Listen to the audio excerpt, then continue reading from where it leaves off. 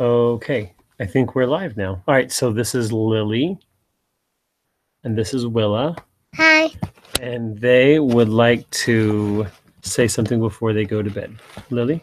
I wish you a great luck on your essays. Anything else? No. Okay. Willa? I hope you have a great time at your essays. I hope you do well. Okay. Thank you, girls. Bye. You're the best. Bye. Have a great time at your essays. I hope you do good. Okay. Thank you. Good night. Bye. Bye, love. I'll be in there to tuck you guys in a little bit. Go. All right.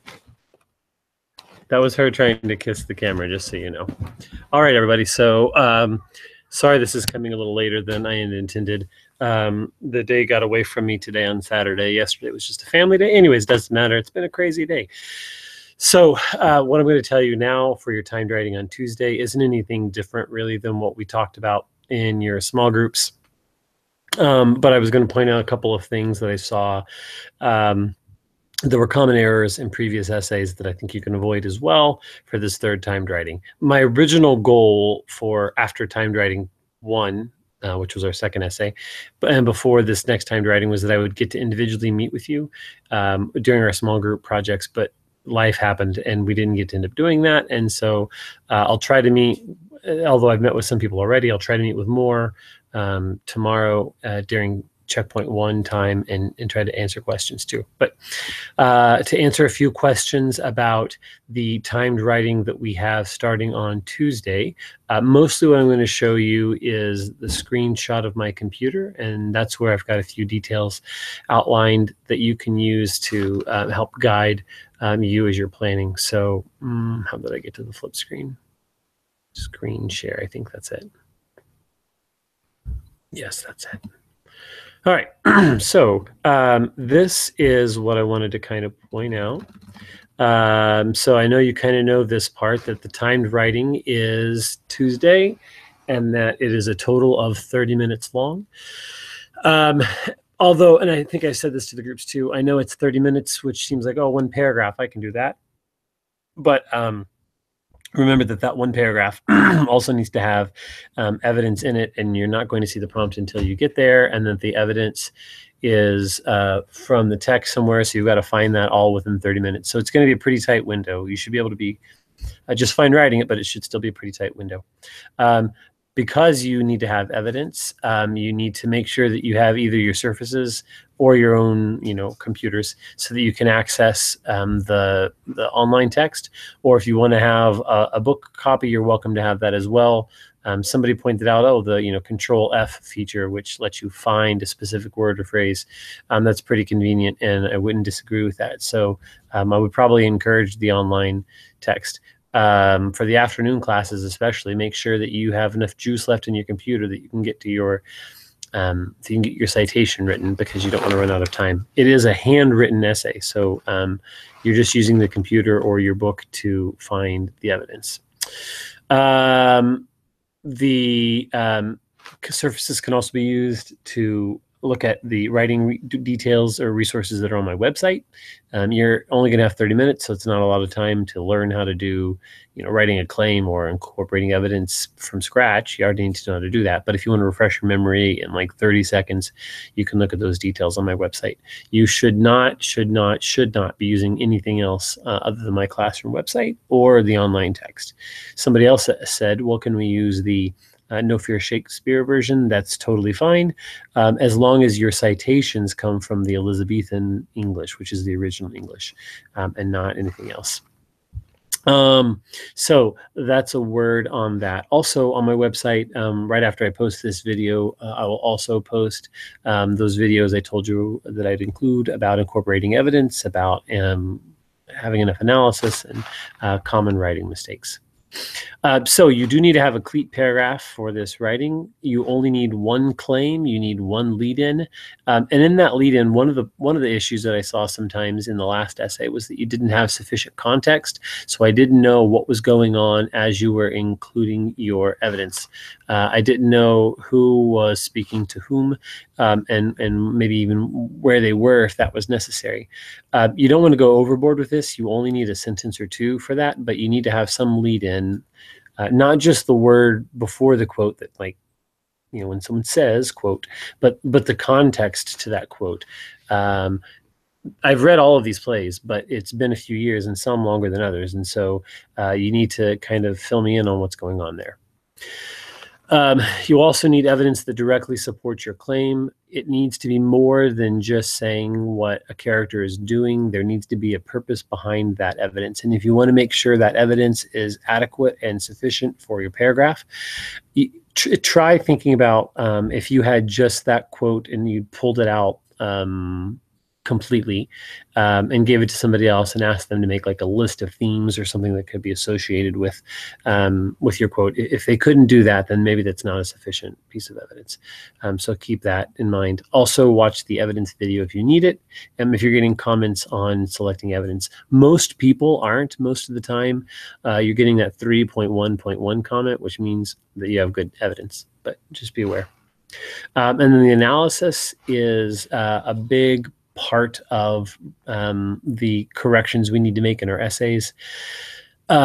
You've probably heard before the terms mean and matter. Make sure that you explain the mean and the matter in the essay. So the mean is the smaller part of the analysis. The mean says, this quote means this thing, but you're not going to say the word this quote means. Please don't say this quote anything, or even it means blah, blah, blah. Just say what it means. And then when we get to the matter part, what is the significance? What's the importance behind what you're writing? The bulk of the essay. The matter is the significance and why this particular quote is the most important aspect or the most important detail to answer the prompt. If you're not able to tell me that, if you can't explain and elaborate in 8 sentences of why this is so important and why it matters so much, then you either don't have a very good quote or you haven't fully explored your topic, your idea. So please really, really focus on the matter. Make sure that you have that. And again, just to reiterate, as it says right here, do not say this quote means or this quote matters. It's redundant. You're telling me why it matters when you actually tell me. And you're telling me what it means when you actually tell me what it means. The words, this quote means, and this quote matter, those are both redundant phrases. So in the previous essay, there were a couple of errors that I saw repeated, and I've seen them now in both essays.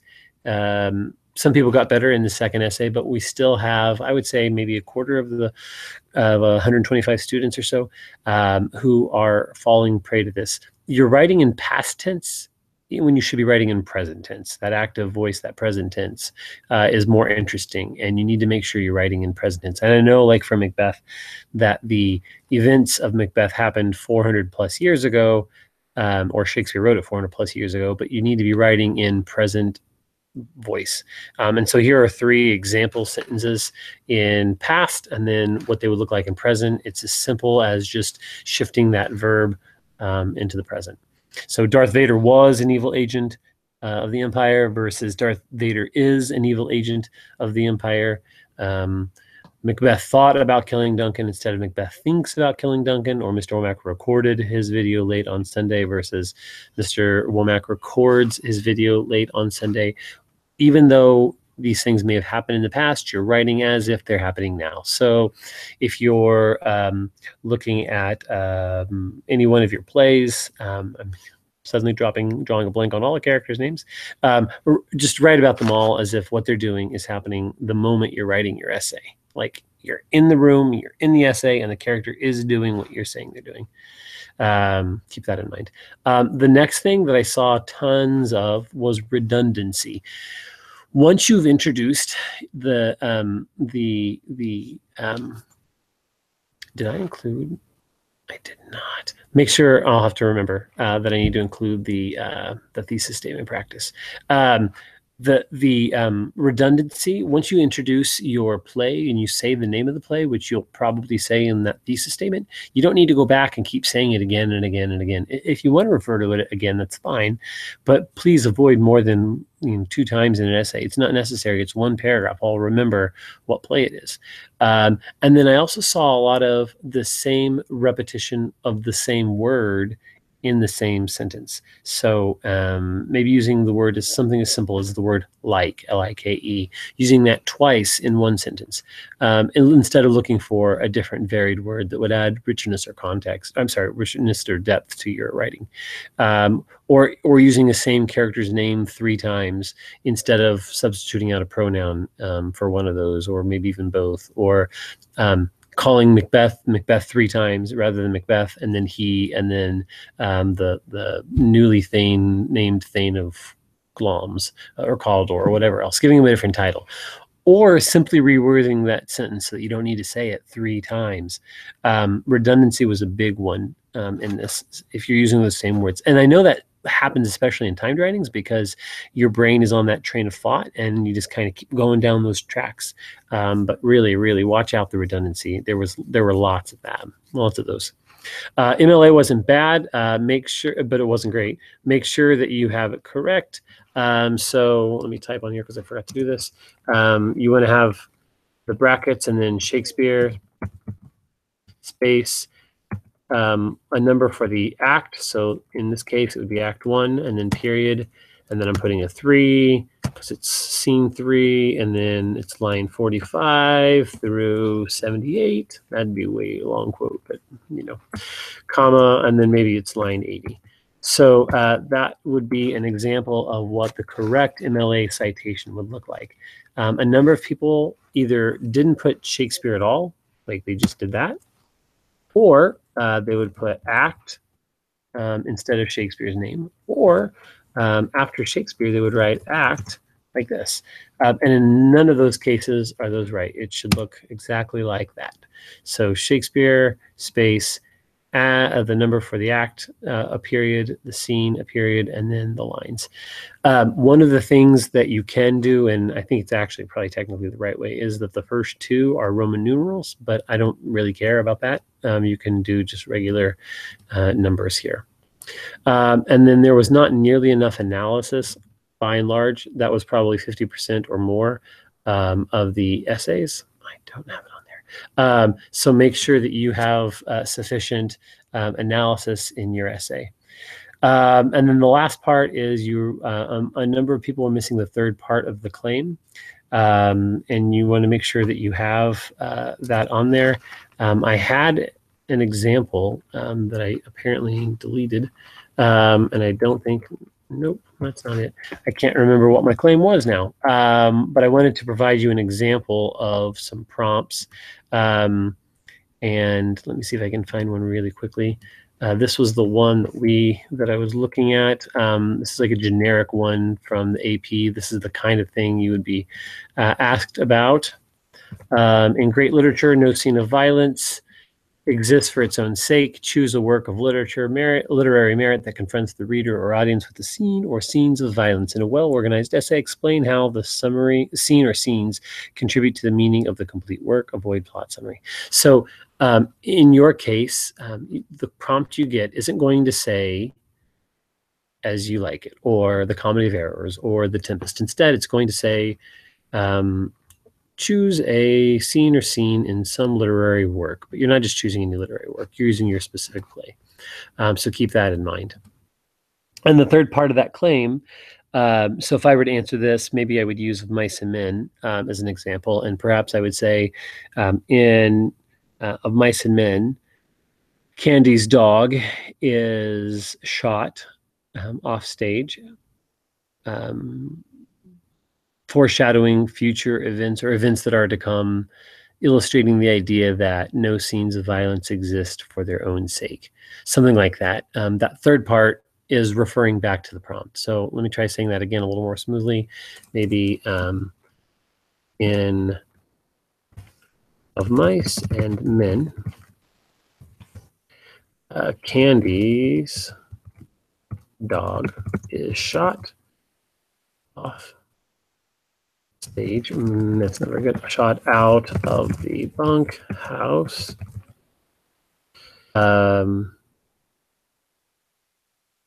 As an example of foreshadow.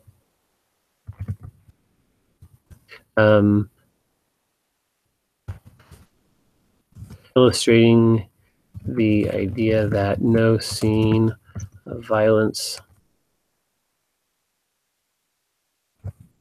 exists for its own sake. Okay, so that's kind of rough, but it's written in just 30 seconds here. But you get the idea. I've mentioned the title here mostly because you don't know what I'm talking about. Maybe if I don't. Candy's dog is shot out of the bunkhouse as an example of foreshadow.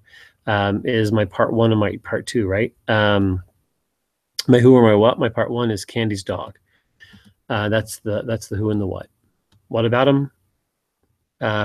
Is shut off as an example of foreshadow. That's my argument. I'm claiming that being shot is foreshadowing, and later on we find out that it's Lenny. And the third part is the illustrating the idea that no scene of violence exists for its own sake. In this case, I've decided for my third part, the why it matters, to tie it back up here to this claim that no scene of violence exists for its own sake. Okay. So one last thing I'll tell you before this ends. On my website, that's kind of freaky that way. Let's go to the other one. On my website, you will find in just a little bit, it's not there yet, under 10th Literature and then Writing Materials. When you click on Writing Materials, just below where it says this writing claims video, I'll put up probably 3 more videos. There might even be a 4th that you can use to watch for essay explanations if you have further questions. Don't forget also that mean and matter part, if you want to look at those details, that's there. Thesis and claims, embedding quotes, all those documents are still here. Cleat paragraph structure is right here. If you didn't already enter in your comments from the last essay, if you haven't looked at those and figured out what you've done right and what you haven't done so well, you need to get those entered in so that you can make sure that you're not making those mistakes. I think that's everything. And let's see if this flashes back to me. I think I'm on screen. I just can't see myself. Okay, so I think that's everything that you need to know. Sorry, that turned out to be a little bit longer than I meant for it to be. I will be available to help people tomorrow briefly while I'm going through and checking every group's checkpoints. Sometimes that's kind of hard to get to everybody in that time. So if you need me, I'll also be available during lunch. I get to school at 7:35, 7:40 if you want to talk for a few minutes. And also available after school until maybe 4:15, depends on how many people are looking for help. But I think most of you are going to be doing okay. I think the average, I think, for almost every class was in the 80s, which is pretty good. This time to write is your 3rd time to write, and every time it should just get better and better. Okay, good luck, and I will talk to you all tomorrow.